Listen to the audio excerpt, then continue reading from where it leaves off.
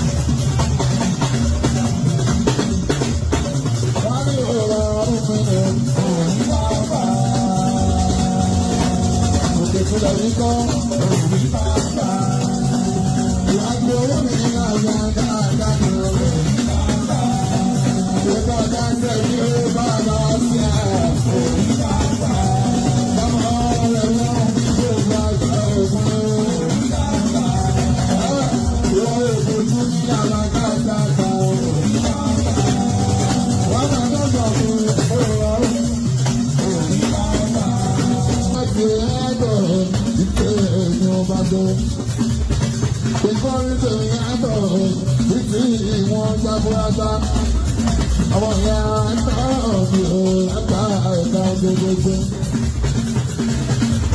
ọlọ́dẹ akẹ́bàjẹ́ ìpàgọ́ èmi náà ọlọ́run.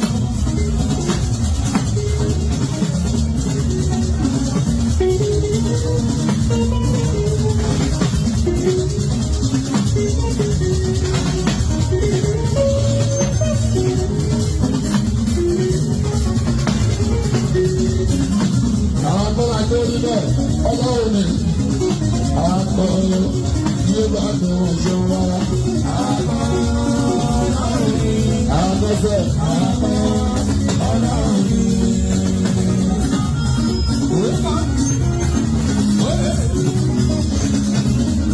Torí gbogbo ìlàsí mọ́tò ìgbà tí wọ́n kò ní à. Ìgbésẹ̀ ọ̀nà tó ti kú ní bàbá wa ní ìṣe. Àríkọ̀ ọ̀pọ̀lọpọ̀ ìgbà tó mọ̀ fẹ́ràn ìgbà tí wọ́n kọ́ ní à ìgbésẹ̀ ọ̀nà tó ti kú ní bàbá wa ní ìṣe. Àwọn nìkan tó ìpalára òun ní àmì ọ̀nà tó ń tó wá sí lọ́dún máa ń máa ń tẹ̀lé ìjọ ọ̀gẹ̀dẹ̀ tó ní wọ́n ọmọ ìjọ ìjáde. Àyàbọ̀ Ọlọ́run ni àyàbọ̀ Ọlọ́run ni.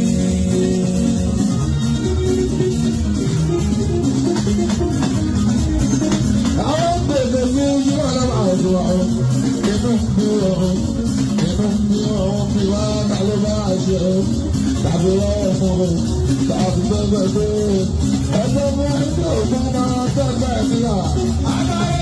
Ìjọba mi ò sọ̀rọ̀. Agbára ètò mi ò sọ̀rọ̀ ìjọba mi ò agbára ètò mi ò sọ̀rọ̀.